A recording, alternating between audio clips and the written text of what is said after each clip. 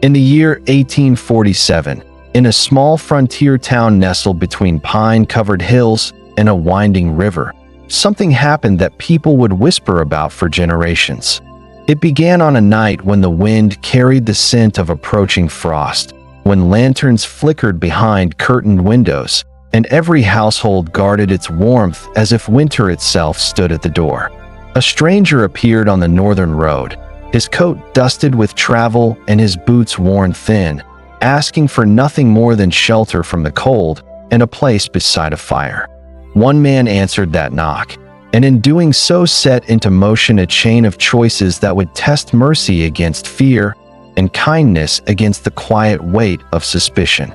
The town lay along the riverbank, where wooden cottages huddled together as if for comfort, their roofs capped with snow, chimneys puffing gentle smoke into the crisp evening air, and the cobblestone streets glistened with frost.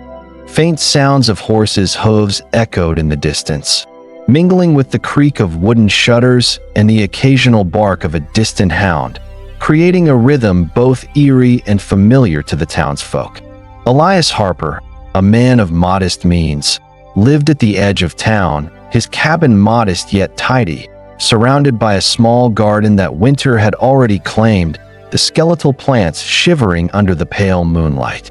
He was tall and broad, with hands calloused from years of labor, hair streaked with gray, eyes sharp and steady, carrying the quiet air of someone who had seen much, yet trusted little.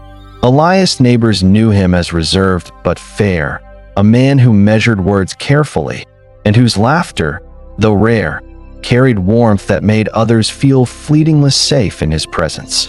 Tonight, as the wind whispered through the pines, Elias sat by his hearth, tending the fire, its glow illuminating the lines etched into his face, shadows dancing across rough timber walls. Outside, the moon was a pale sentinel, casting long, cold fingers across the frozen ground, while snowflakes drifted silently, landing on the roof like scattered memories of a distant storm.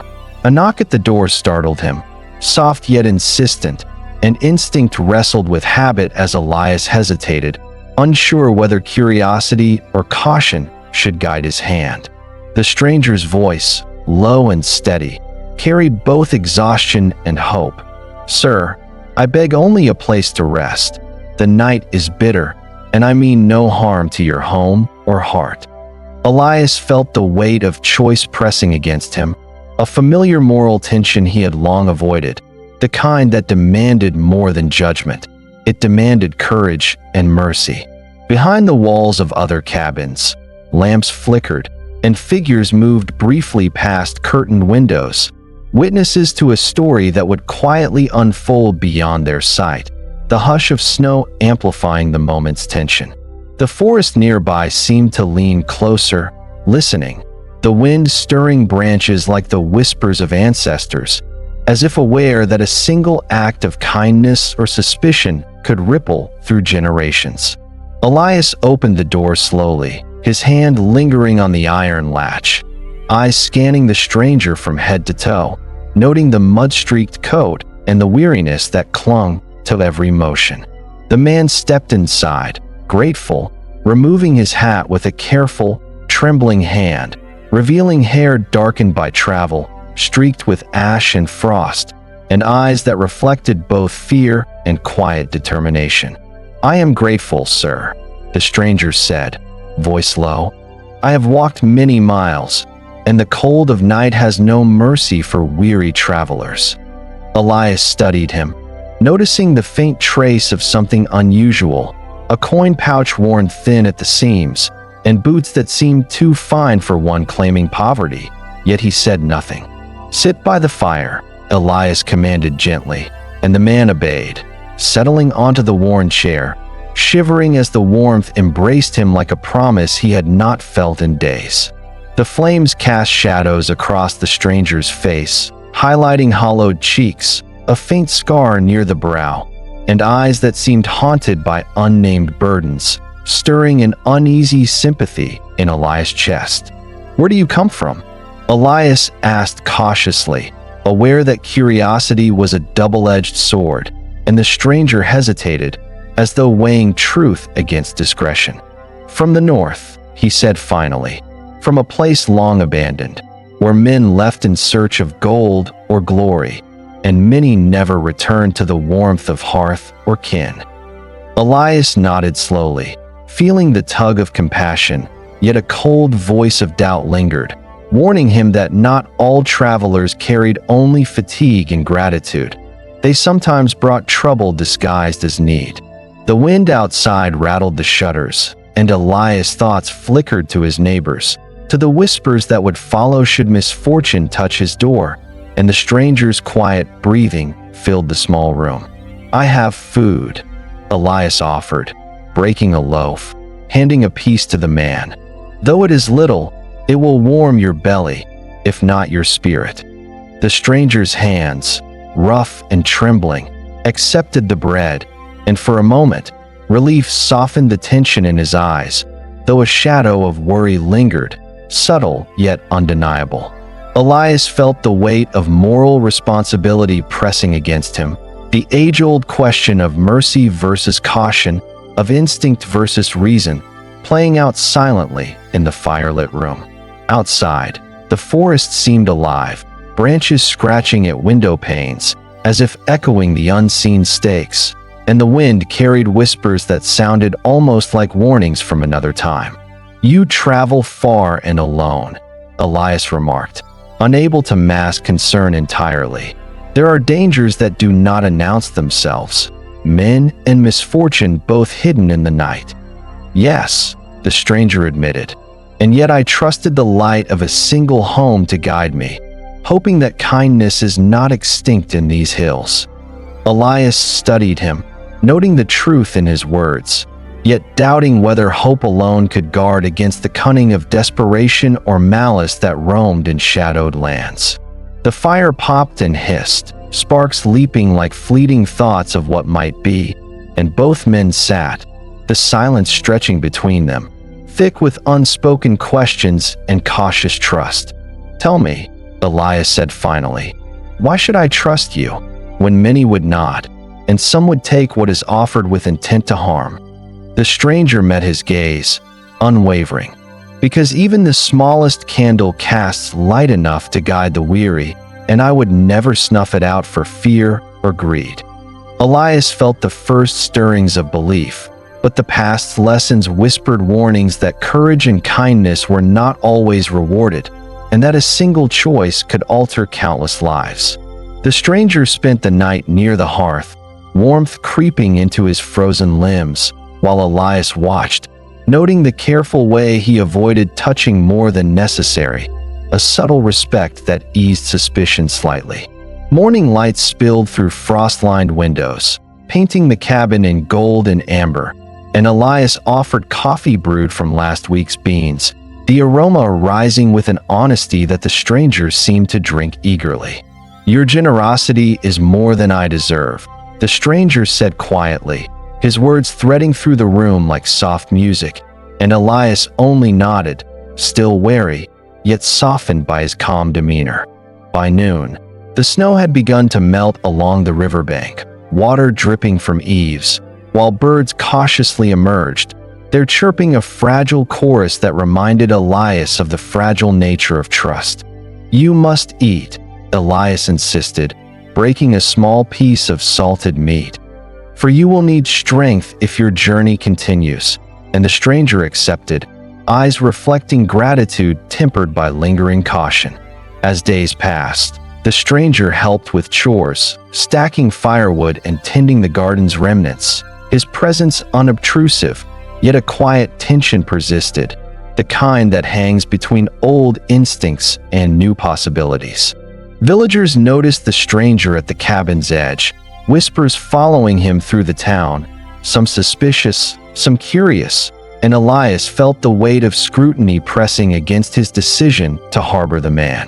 One afternoon, a sudden cry pierced the air, and Elias rushed outside to see a child frozen at the river's edge, slipping toward thin ice, and without hesitation, the stranger plunged in, dragging the boy to safety with trembling hands.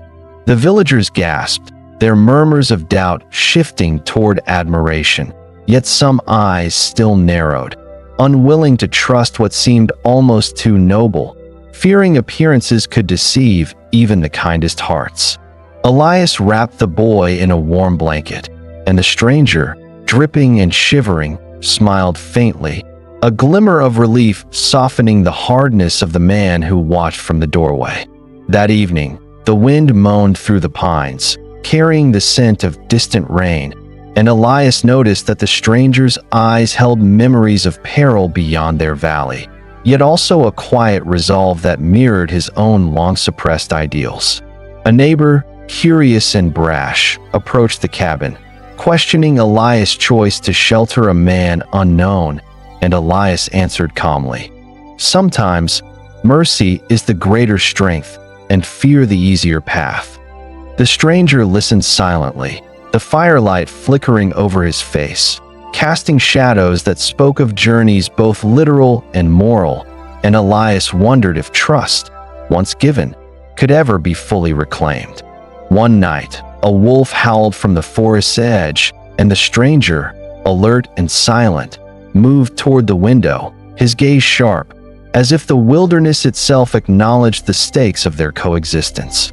Elias' cabin became a quiet hub of subtle tension, where ordinary life continued, yet every glance, every creak of timber, every shadow carried the weight of choices that were shaping more than a single household. In the following days, small misfortunes visited the town, livestock lost, fences broken, sudden illnesses, but the stranger quietly assisted wherever possible, his hands steady, his work unseen but essential, and suspicion softened under the cloak of diligence. Elias noted the change, realizing that courage, tempered by kindness, could alter even the harshest of winters, and yet he remained vigilant, aware that one mistake could undo weeks of careful balance. The townsfolk began to speak differently, mentioning the stranger in hushed tones, some skeptical, some admiring, while Elias observed the slow transformation of fear into cautious acceptance, a lesson unfolding in the chill of early spring. One evening, as the sky blushed with sunset, the stranger spoke of lands far beyond the mountains, of trials endured, and of mistakes that could not be undone, his words painting a life both harrowing and instructive, demanding reflection. Elias listened, feeling both relief and apprehension, understanding that the true measure of character was revealed not in comfort, but in the choices made when fear whispered louder than conscience. A sudden knock at the cabin door shattered the quiet, sharp and urgent, carrying the weight of unseen danger, and Elias' hand tightened on the latch, instincts honed by years of solitude rising in caution. A messenger, breathless and pale, delivered news of bandits approaching the town, their intentions unknown but rumored cruel, eyes cold, hearts set on plunder, and Elias felt a chill sharper than the winter's wind. The stranger stepped forward, voice steady yet commanding. "We must prepare, barricade the doors, and guide the townsfolk to safety," revealing a confidence born of experience that startled Elias with its precision. Elias hesitated, fear gnawing at resolve, yet the stranger's calm authority inspired action, the moral choice clear, to cower behind old walls or to stand and protect the lives depending on him. Together, they moved through the village, warning neighbors, reinforcing gates, and gathering those too frightened to flee, every shadow now a potential threat, every footstep echoing the urgency of the unfolding danger. The wind carried the faint clatter of hooves and shouting, and Elias noticed the strangers scanning each approach, calculating movements, predicting dangers as if the wilderness itself whispered secrets only he could hear.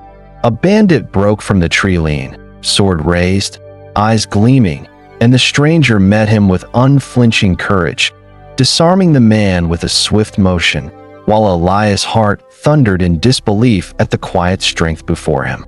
More came, yet the stranger moved among them with method and calm, guiding, protecting, and deflecting violence where possible, his presence turning fear into fleeting courage, the villagers slowly finding resolve in the midst of chaos. One young boy tripped, falling near the river's edge, and the stranger caught him effortlessly, holding him safely while warning, "Trust in what you can do, and in those who stand with you." A lesson etched in action rather than words. The clash at the village edge drew louder, the bandits' frustration growing. Yet the stranger's tactics kept them contained, each movement measured, each choice deliberate, as if the night itself leaned toward justice. Elias found himself inspired, guiding villagers to barricade weaker points, assisting without hesitation, realizing that courage, once sparked, could ignite even the coldest hearts, and that fear was only as strong as the doubt it bred. One final bandit charged toward the cabin, fury etched into his face, and the stranger met him at the door, a quiet confrontation that seemed suspended in time, the air heavy with tension, choices, and consequences.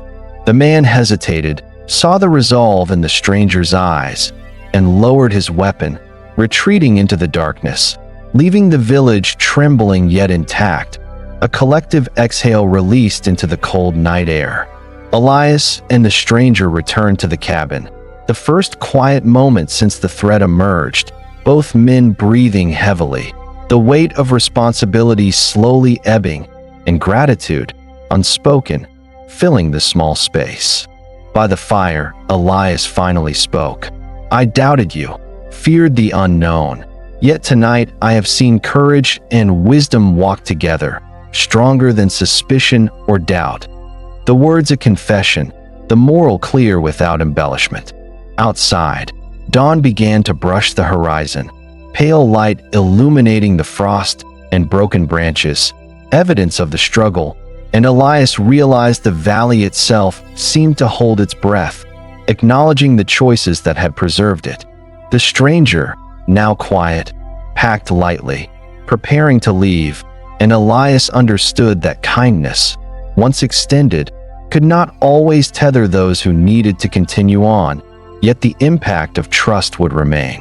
The villagers emerged cautiously, expressions a mix of awe and relief, silently acknowledging the night's events, their whispered gratitude carrying across the valley, a testament to courage shared and fear overcome. Elias watched the stranger disappear into the morning mist, heart heavy yet enlightened, understanding that every choice carried weight, and that sometimes the right path demanded courage above comfort, mercy above suspicion. Days passed, and the valley slowly returned to its quiet rhythm, the river murmuring over stones, the wind rustling pine needles, and the village awakening with cautious hope. Touched subtly by the events of that night, Elias tended his garden once more, noting how even frost-bitten branches seemed to hint at life's persistence. And he thought often of the stranger, wondering if kindness could truly ripple beyond the moment it was given.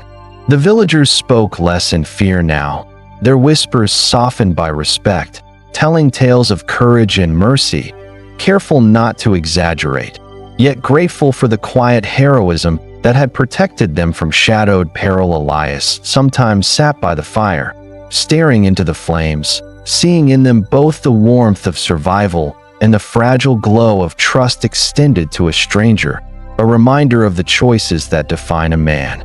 He recalled the stranger's parting words, simple yet profound, a quiet acknowledgement that some lives are guided more by compassion than by circumstance, and that courage often hides behind humility and silence. The river glistened in the early morning light, and the mountains stood steadfast, witnesses to human frailty and bravery alike.